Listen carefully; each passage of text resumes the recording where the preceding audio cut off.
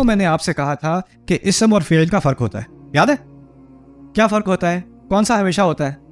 اسم ہمیشہ ہوتا ہے. اس آیت میں ان کی کمٹمنٹ کے لیے فعل استعمال ہوا ہے اور اللہ کی کمٹمنٹ کے لیے اسم استعمال ہوا ہے. اف, کیونکہ ان کی کمٹمنٹ جتنی بھی پکی ہو اس دنیا تک ہے, اور یہ دنیا ٹیمپرری ہے, عارضی ہے, اور پھر قیامت کا دن شروع ہوگا اور اللہ تعالیٰ انہی لوگوں کے بارے میں کہتے ہیں ربما یود الذین کفروا لو کانوا مسلمین, جن لوگوں نے کفر کیا تھا شاید ایک دن آ رہا ہے کہ وہ بڑی خواہشیں کریں گے کہ کاش کہ وہ مسلمان ہوتے, کاش کہ یہ رسی کھول لیتے.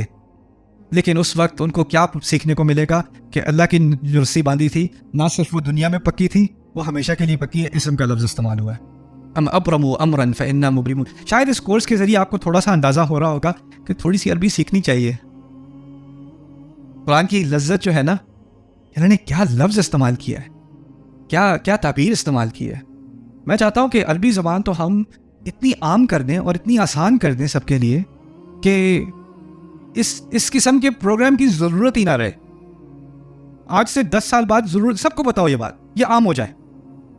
اور یہ ممکن, یہ کوئی غیر ممکن قسم کی بات نہیں ہے, کوئی یہ بہت ہی خوابوں والی بات نہیں ہے, یہ بہت ممکن ہے.